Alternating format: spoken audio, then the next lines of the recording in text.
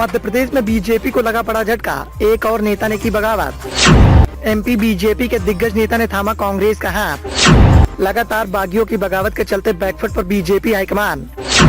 बागी नेताओं के चलते एमपी बीजेपी के बिगड़ जाएंगे सियासी समीकरण। मध्य प्रदेश में विधानसभा चुनाव का बिगुल बज चुका है। सियासी सरगर्मियां काफी तेज हैं, तो इसी बीच में लगातार बीजेपी मुश्किलों का सामना करती हुई दिखाई दे रही है, क्योंकि सूचियों के ऐलान के बाद से ही लगातार नाराज नेताओं ने बगावत के सुर छेड़ दिए हैं। हालांकि बीजेपी हाईकमान के द्वारा बीजेपी के चाणक्य कहे जाने वाले अमित शाह को बागी नेताओं को संभालने की जिम्मेदारी दी गई थी, लेकिन अमित शाह के काफी मनाने के बावजूद भी बागी नेता कुछ भी समझने को तैयार नहीं है। ऐसे में मतदान की तारीख नजदीक आते आते लगातार बगावत देखने को मिल रही है। एक बार फिर से एमपी बीजेपी को बगावत का सामना करना पड़ा। मध्य प्रदेश के ग्वालियर में एक बार फिर से भारतीय जनता पार्टी को तगड़ा झटका लगा है। पूर्व विधायक और बीजेपी मदन कुशवाहा ने बीजेपी से इस्तीफा देकर कांग्रेस का हाथ थाम लिया है। आज कांग्रेस के राष्ट्रीय अध्यक्ष मल्लिकार्जुन खड़गे की आम सभा के दौरान पूर्व विधायक ने कांग्रेस का हाथ थाम लिया। इस दौरान मल्लिकार्जुन खड़गे ने उन्हें साल और श्रीफल देकर पार्टी में स्वागत कराया, उनकी मंच से तारीफ की।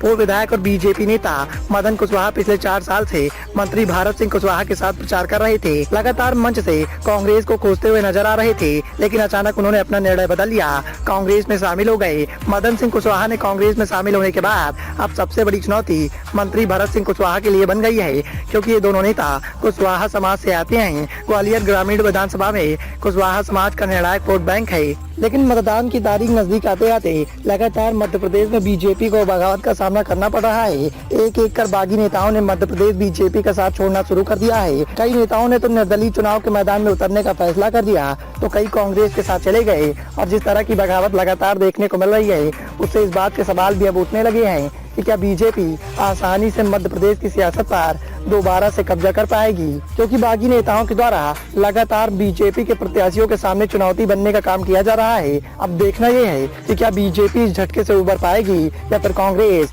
बीजेपी में हो रही बगावत का बढ़िया फायदा उठाते हुए मध्य प्रदेश की सियासत में कामयाब हो जाएगी। Bureau report, the voice of India.